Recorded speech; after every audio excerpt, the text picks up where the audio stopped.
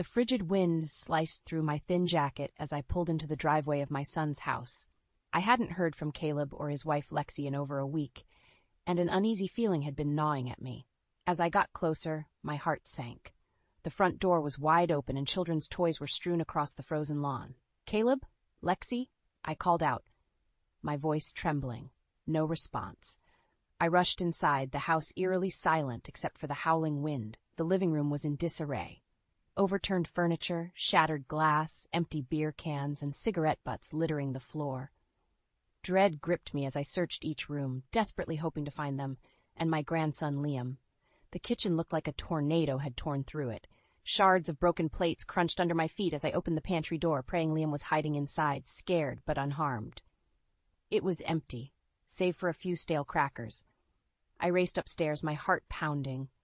"Liam, honey, it's Grandma! Where are you?" A faint whimper came from the hall closet.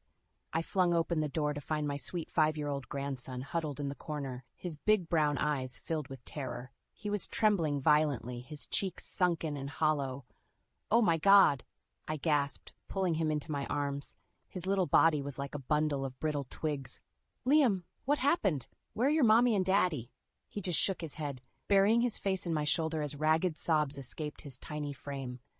Tears stung my eyes as I held him close, stroking his matted hair. How could Caleb and Lexi have done this? Just abandoned their own child, leaving him alone for days without food or care.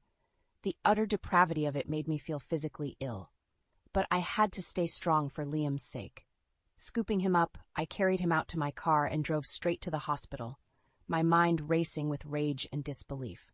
One thing was certain, I would never let this happen again. Not to my grandson.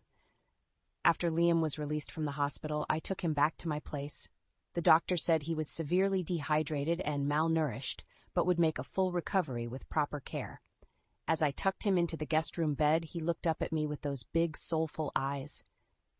"Grandma?" His tiny voice was hoarse. "Where did Mommy and Daddy go?" My heart broke all over again.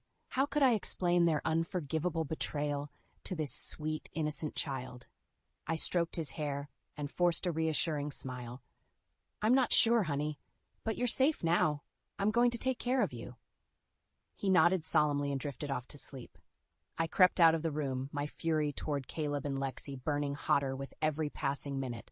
I tried calling them again, but their phones went straight to voicemail. After leaving my 10th message demanding they contact me immediately, I slammed the phone down, seething. The next few days passed in a blur as I nursed Liam back to health. He barely spoke, his usual cheerful demeanor replaced by a haunted, hollow look that tore me apart. I kept the TV on for background noise, hoping it would raise his spirits.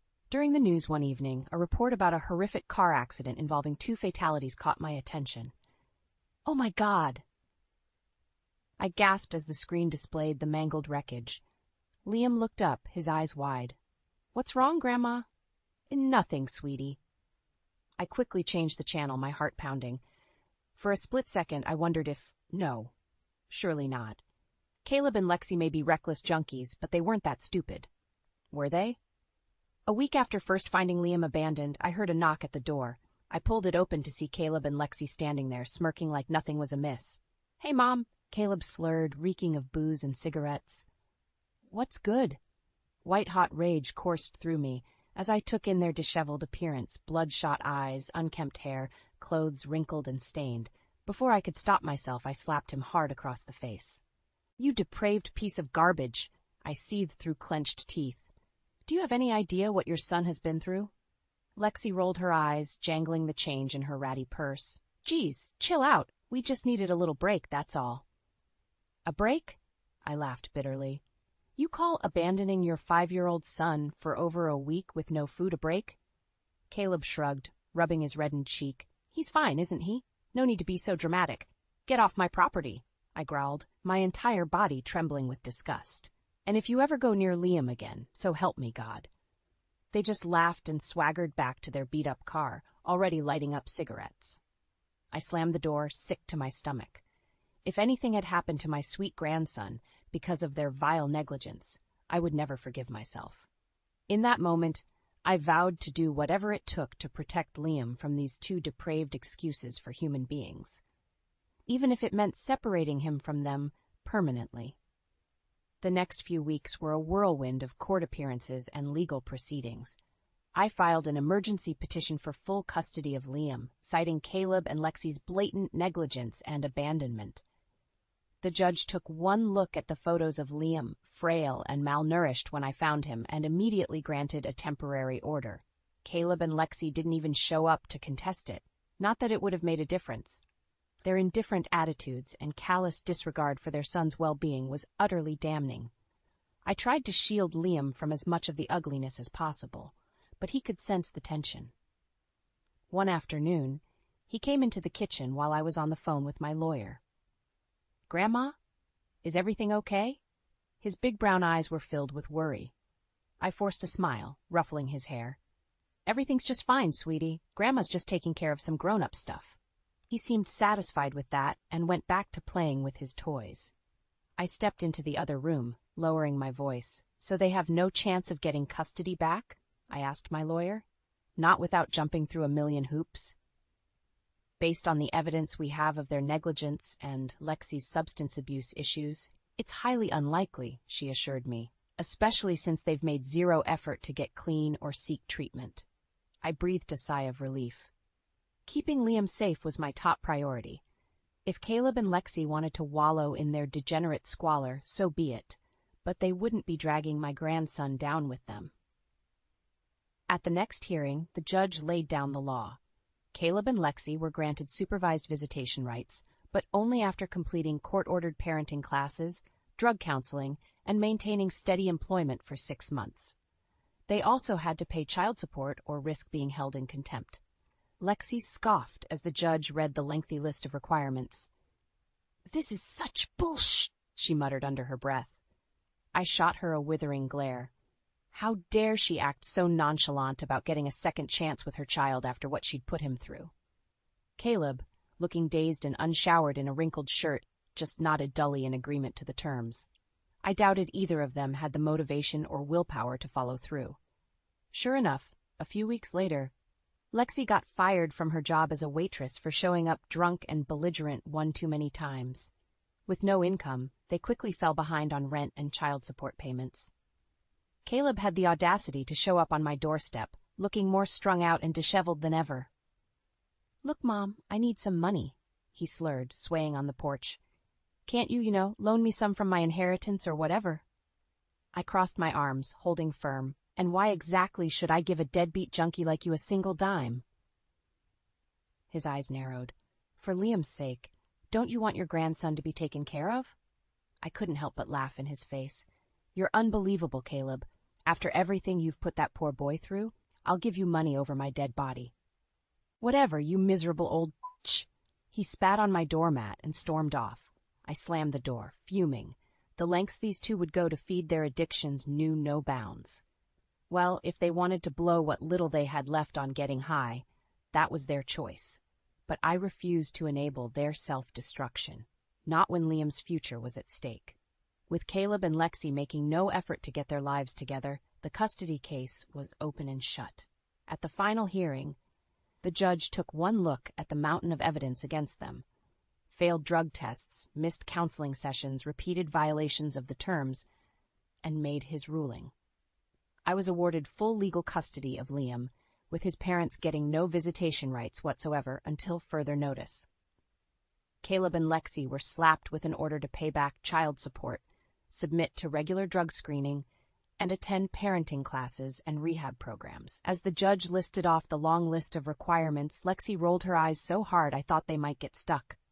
Caleb just sat there, shoulders slumped in defeat, like a scolded child. I couldn't help feeling a twinge of pity for my son. This was the selfish, reckless path he'd chosen, but it was still hard to watch.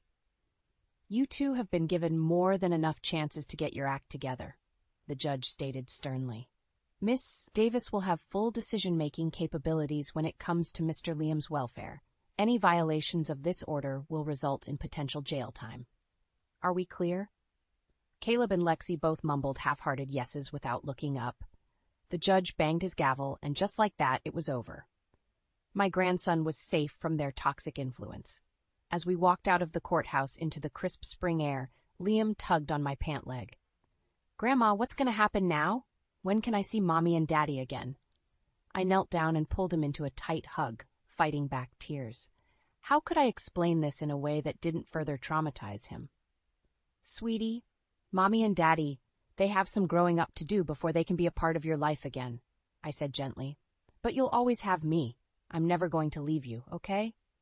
He nodded solemnly. In that moment, I silently vowed to be the parent Caleb and Lexi never could, to love, nurture, and protect this child with every fiber of my being. Over the next few months, it became clear Caleb and Lexi had no intention of getting clean and meeting the court's requirements. Lexi blew off every single drug test, while Caleb only showed up sporadically to the parenting classes before disappearing for weeks at a time. I tried not to let it get me down as I settled into a happy routine with Liam. We spent our days going to the park, playing board games, and eating healthy home-cooked meals, everything a normal family did. Slowly but surely, the light began to return to his eyes and his sunny disposition re-emerged. Money was extremely tight after Caleb's wages started getting garnished for back child support. He begged me for just a small loan from his eventual inheritance, promising to pay it back, but I stood firm. "Absolutely not," I told him over the phone. "Not until you get serious about being a father again. This gravy train of enabling you two ends now." He hurled every insult and nasty name in the book at me before finally hanging up. Good riddance, I thought. If hitting rock bottom was what it took for them to change, then so be it. A few weeks later, I opened the front door to find a disheveled, wild-eyed Caleb and Lexi on my porch. "We need money," Lexi slurred, scratching her scabbed arms. "We're out on the streets now, got nothing left." I shook my head, my heart hardening. "Then you've made your choices. Now live with the consequences." I slammed the door in their stunned faces, locking it firmly. No more second chances. For Liam's sake, they were out of my life for good. A few weeks after that confrontation on my doorstep, Caleb showed up again, this time alone. He looked even more haggard and strung out than before, his eyes sunken and clothes hanging off his bony frame. "Hey, Ma," he mumbled, not meeting my gaze. "Can I, come in for a minute?" I crossed my arms, holding firm. "That depends. Are you finally serious about cleaning up your act? Or is this just another ploy to get money for a fix?" He sighed, running a hand through his greasy hair. "Look, I know I really screwed up, okay? With Liam, with everything. I hit rock bottom for real this time." His voice caught in his throat. "I'm homeless, Ma. Lexi and I are living out of our car, scouring for change just to buy food." Despite my anger and disappointment, I felt a pang of sadness seeing my son in such a sorry state. This was the harsh reality of addiction he had chosen. "So you finally want to take responsibility, get help, and be a real father to your son?" I asked cautiously. He nodded, his eyes welling up with tears. Yeah, I do. I'm so sorry, Ma. You were right about everything." Part of me wanted to turn him away, to punish him further for all the anguish he'd put Liam and me through. But the bigger part knew that enabling his self-destruction would only breed more pain. I took a deep breath. "Okay, Caleb, here's what we're going to do." Over the next hour, I laid out my conditions. First, he would check himself into an inpatient rehab program for 60 days, no exceptions. After completing it, he'd move into a sober living home for 6 months while undergoing intensive outpatient treatment. He had to attend daily NA meetings, find a steady job, and continue with court-ordered parenting classes and counseling. Only after maintaining 100% sobriety for a full year could the subject of supervised visitation with Liam be broached. Caleb agreed to it all without hesitation, desperation etched on his gaunt face. As a show of good faith, I offered to pay for his first month at rehab. But there was one more condition. In exchange for the loan, you need to sign over any and all custody rights to Liam, I stated firmly. Full legal guardianship gets transferred to me. If I let you back into his life, it'll be on my terms, when I deem you've proved yourself responsible and fit to be around him. Caleb's face fell, but he nodded slowly. "You're right. I don't deserve him right now, not after what I did." We headed to the courthouse to make it official, his shoulders sagging with shame as he signed away his parental rights. I felt a pang of sadness watching my own son reach this low point, but I knew it was for the best. Liam's well-being had to come first. In the weeks that followed, Caleb remained committed to his treatment, regularly checking in to update me on his progress. I was cautiously optimistic, but part of me still wondered if this was just another empty promise. Those doubts were confirmed when I got a frantic call from his rehab counselor 2 months later. "Miss Davis, I'm so sorry. Caleb walked out earlier today during a day pass. We have no idea where he is." My heart sank. Of course, the second things got tough. He ran away again, back to the selfish addict's life he knew so well. I realized then that I couldn't keep setting myself up for this endless cycle of disappointment. As much as it killed me, I had to cut Caleb out completely until he decisively proved he could stay sober. Liam was thriving, finally feeling safe and secure. I wouldn't let my son's recklessness and weakness shatter that peace again. From now on, Liam's stability and happiness were my only priorities, no exceptions. 2 years went by, in relative peace, after Caleb dropped off the radar again. Liam and I settled into a happy routine. I worked part-time from home so I could be there for him after school, and we filled our weekends with little adventures around the city. He was thriving in my care, the haunted look in his eyes slowly fading as he realized I would always keep a stable, loving home for him. On his 7th birthday, he blew out the candles on his cake and made a wish. "What did you wish for, honey?" I asked, smoothing his sandy blonde hair. He grinned up at me. "I wish that you could be my mommy forever and ever." My heart swelled with love and sadness. This precious child, so resigned to being abandoned by his own parents at such a tender age. I pulled him into a fierce hug, blinking back tears. "You got your wish, sweetheart," I murmured. "I'm never going anywhere." Unfortunately, that peace was shattered a few months later when I received a letter in the mail. A petition from Caleb and Lexi to reinstate their visitation rights and eventually regain full custody of Liam. My hands shook with rage as I read over the delusional requests. After everything they'd put that poor boy through, they had the audacity to try crawling back into his life? I wouldn't let that happen, not if it was the last thing I did. I hired a bulldog family law attorney, compiling every shred of evidence and documentation of their neglect. Police reports from Liam's abandonment, court orders violated, failed drug tests, the whole 9 yards. There was no way a judge would reinstate their rights after seeing this damning paper trail. Sure enough, when we arrived at the courthouse, the judge took one look at the thick file and shook his head in disgust. "Mr. Wilcox, Miss Hanson, I have serious concerns about your fitness as parents," he stated gruffly. "The evidence shows a clear and disturbing pattern of substance abuse, child abandonment, and failure to comply with this court's orders to get clean." Caleb and Lexi's lawyer tried feebly to object, but the judge silenced him with a stern look. "Not only will I not be reinstating any visitation rights, I'm barring you from any contact with the child whatsoever." Lexi's face contorted in rage. "You can't do that, you bastard! He's my kid." "No, ma'am, he is not," the judge replied coolly. "As of today, Miss Davis will have full legal guardianship over Liam. Your parental rights are officially terminated unless you can get yourself straightened out for an extended period of time. This is your one and only warning." They erupted in furious protests as the bailiff led them out, but I barely heard them over the roaring relief in my ears. It was finally over. Liam was truly safe from their toxic grip. That relief was short-lived, however. Over the next few weeks, Caleb and Lexi began showing up everywhere I went. The grocery store, the park, even lingering outside Liam's elementary school, until the police ran them off. One day, I was leaving my therapist's office when a beat-up truck came screeching around the corner, nearly hitting me. Lexi was hanging out the driver's side, eyes wild and teeth bared like a feral animal. "You're gonna pay for this, you dried-up old she screamed, peeling out and disappearing around the corner. I was shaken to my core. These 2 unhinged addicts wouldn't stop until they got their twisted version of revenge. For Liam's sake, I had to take drastic action. The next week, I went before a judge and secured a permanent restraining order against Caleb and Lexi, showing photos of them stalking and threatening me. Violating it would mean immediate arrest and possible jail time. Finally, Liam and I could breathe easy again, no longer living in fear of those 2 menaces showing up unannounced. As I tucked him into bed that night, he looked up at me with those big, trusting eyes. "I'm so glad you're my grandma," he murmured sleepily. "You always keep me safe."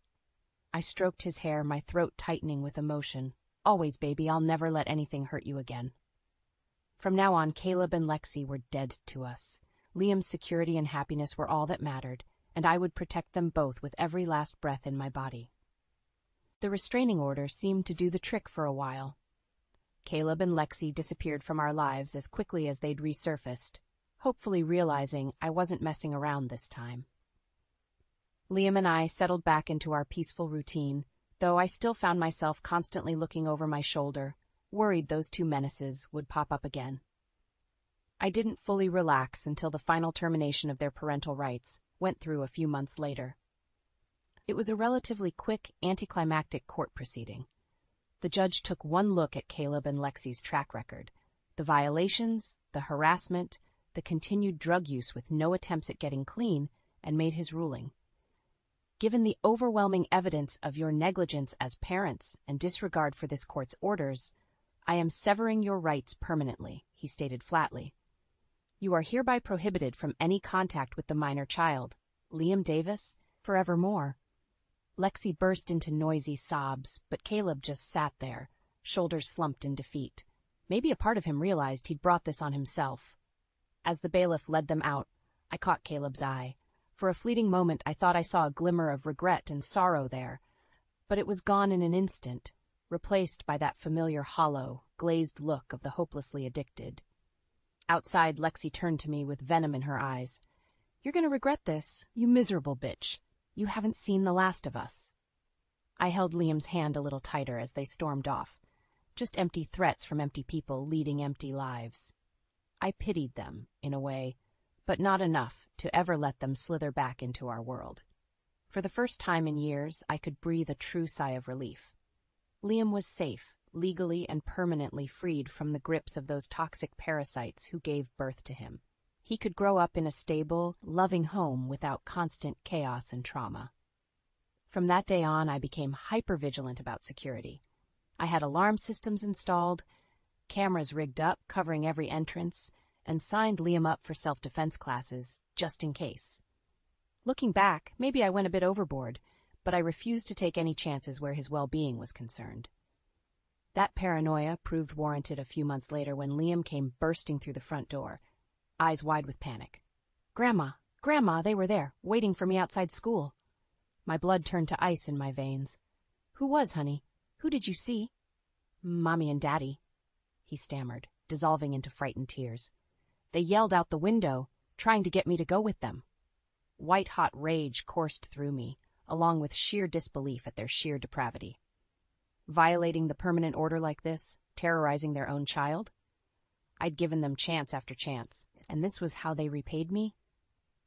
I immediately called the police and filed a report, my hands shaking with fury. When the officers arrived, I demanded they track down those depraved junkies and lock them up for good this time. Sure enough, Caleb and Lexi were picked up a few hours later, strung out and ranting like lunatics in a seedy motel room. They were hauled straight to jail, slapped with charges of violating the restraining order, attempted parental kidnapping, drug possession, the works. The judge showed no mercy this time, sentencing them to 3 years in prison. As they were led away in handcuffs, I caught Lexi's murderous glare and returned it with stony indifference. I was through being terrorized by their pathetic games. That night, I held Liam a little tighter as we watched a silly movie together, trying to restore some sense of normalcy. He fell asleep with his head on my lap, looking so peaceful and angelic. "It's going to be okay, baby," I whispered, stroking his hair. "They're never going to hurt you again. Grandma won't let them." No matter what twisted, desperate lengths Caleb and Lexi stooped to, I would always be there, an impenetrable barrier protecting my grandson from their poison. They could rot in jail or in the gutter for all I cared. Liam was my entire world now, and I'd walk through fire to keep him safe and secure. The years flew by in a warm blur of little league games, family vacations, and watching Liam grow into a bright, confident young man. With Caleb and Lexi firmly out of the picture, we were finally able to live our lives in peace without constant fear and chaos. Of course, I never fully let my guard down. I made sure to keep meticulous records of any parole hearings or prison releases, ready to lawyer up at the first sign of those two trying to worm their way back in. But as the years passed without incident, that gnawing sense of dread slowly faded.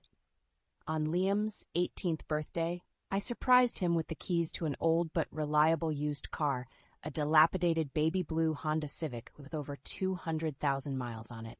His eyes grew wide as saucers. "No way, you got me, Wheels?" He let out a whoop of joy, pulling me into a bone-crushing hug. "Thanks, Gran, you're the absolute best." I laughed, savoring the moment. After everything we'd been through, seeing this sweet kid's happiness was the greatest gift I could ask for. As he ran outside to inspect his new ride, I couldn't help but reflect on the long, twisted road that had led us here. If someone had told me 13 years ago that I'd be raising my grandson alone after his parents abandoned him, I would have thought they were insane. Yet somehow, in the ashes of that unimaginable trauma, an unbreakable bond had blossomed between us. Liam was my son in every way that mattered, and I his fiercely devoted mother, protector, best friend. He bounded back inside, eyes sparkling. "Can you believe it, Gran? I'm finally a man." I pulled him into another hug, swallowing hard against the tide of emotions. "You've been a man for a long time, kiddo. A good, kind, responsible man that I'm proud of every single day." As he headed off to pick up his friends for a celebratory cruise, I settled onto the couch with the evening news playing in the background. A familiar name in the closed captioning caught my eye, making my heart skip a beat. Parole has been denied for Caleb Wilcox and Lexi Hansen, the couple convicted in 2022 of child abandonment, drug possession, and violating a restraining order. I exhaled slowly, feeling a weight lift off my shoulders that I hadn't even realized was there. All these years, a tiny part of me had still braced for the day they might slither back and try to reclaim a place in Liam's life. But it seemed that day would never come. The report stated that Caleb had been found unconscious in his cell from a drug overdose, while Lexi had racked up so many infractions that her sentence kept getting extended. The odds of them ever getting out and getting clean enough to have visitation approved were virtually zero at this point. A sad, pathetic end to two sad, pathetic lives consumed by selfish vices. As for Liam and me, we were both thriving, our bond as strong and beautiful as the love between any biological parent and child. He was getting ready to start at the local community college, with dreams of becoming a teacher. I knew he'd make an amazing educator, kind, patient, dedicated, all the qualities his own parents had so tragically lacked. That night, as I drifted off to sleep in the home we'd built together, I said a silent prayer of gratitude. Against all odds, we had made it through hell and come out on the other side stronger than ever. Liam was my greatest accomplishment, my shining legacy, and no matter what the future held, I knew he would go on to achieve incredible things, unburdened by the toxic influences that had tried so hard to drag him down. Our happy ending was complete, and it was sweeter than I could have ever imagined.